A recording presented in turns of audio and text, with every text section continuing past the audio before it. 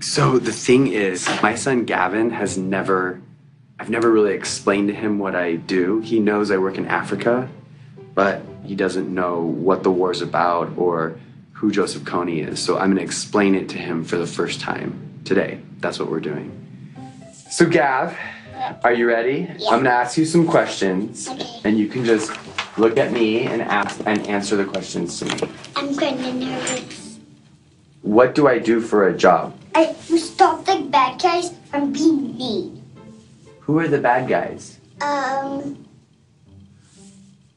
Do you know where Star Wars people. Star Wars people? Yeah. Those are the bad guys? Yeah. Can I tell you the bad guy's name? Yeah. This is the guy Joseph KONY.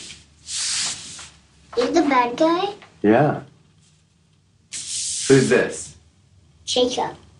Joseph KONY, he has an army, okay? And what he does is he takes children from their parents and he gives them a gun to shoot, and he makes them shoot and kill other people. But they're not gonna do what he says because they're nice guys, right? Yeah, they don't want to do what he says, but he forces them to do bad things. What do you think about that? Sad. I couldn't explain to Gavin the details of what Joseph KONY really does. Because the truth is, KONY abducts kids just like Gavin.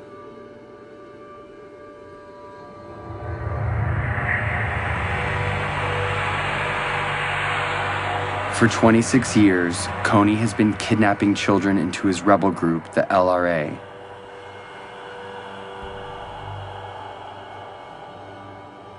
Turning the girls into sex slaves. And the boys into child soldiers. He makes them mutilate people's faces. And he forces them to kill their own parents. And this is not just a few children. It's been over 30,000 of them. And Jacob was one of those children.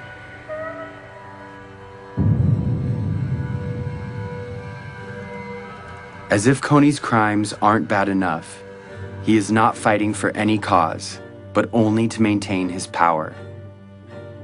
He is not supported by anyone, and he has repeatedly used peace talks to rearm and murder again and again.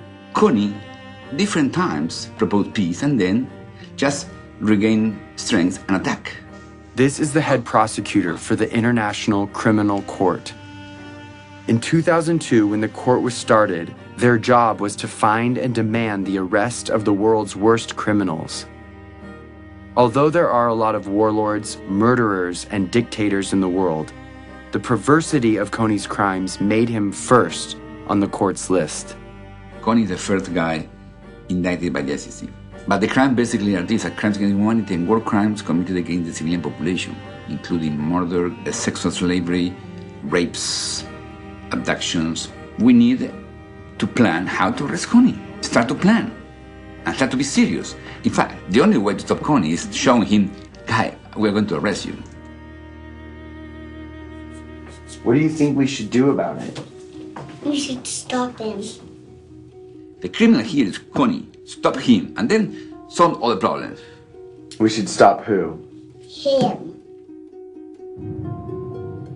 It's obvious that KONY should be stopped. The problem is 99% of the planet doesn't know who he is. If they knew, KONY would have been stopped long ago. Let the world, let the international community take justice to him there. Follow him wherever he is. First, to rescue our children. And secondly, to deliver the justice. We are determined to cooperate with any friend of Uganda to ensure that this mindless killing and slaughter is ended. When my friends and I came home from Uganda, we thought that if the government knew, they would do something to stop him. But everyone in Washington we talked to said there is no way the United States will ever get involved in a conflict where our national security or financial interests aren't at stake. No administration, Republican, Democrat, Obama, Bush, Clinton, doesn't matter, would do enough because it's simply not an important enough issue on the radar screen of American foreign policy. Since the government said it was impossible, we didn't know what else to do but tell everyone we could about Jacob and the invisible children. We would show this movie to as many people as possible in such a way that we can't be ignored. And when we did, people were shocked, and their awareness turned into action. We started something, a community.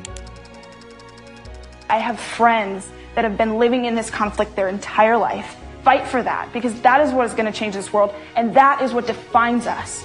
We got creative, and we got loud. It's not over! It's not over! It's not over! And as the L.R.A. began to move into other countries, Jacob and other Ugandans came to the U.S. to speak on behalf of all people suffering because of KONY. Even though Uganda was relatively safe, they felt compelled to tell the world that KONY was still out there and had to be stopped. I'm here so proud advocating for the people who are back at home. And this change we're going to make is going to last forever. We built a community around the idea that where you live shouldn't determine whether you live. We were committed to stop KONY and rebuild what he had destroyed. And because we couldn't wait for institutions or governments to step in, we did it ourselves, with our time, talent, and money. So we rebuilt schools. The best you can offer a child is by letting them be independent, and that was providing education. We created jobs. I have seen the lives of those who have been hopeless. Now they have hope. And we built an early warning radio network on the front line of the war to protect villages from rebel attacks. To update real time what's happening on a war zone 8,000 miles away. All of this was funded by an army of young people who put their money toward their belief in the value of all human life. They gave a few dollars a month of what little they had to a program called TRY, and proved that a bunch of littles could make a big difference. And as a result, the unseen became visible.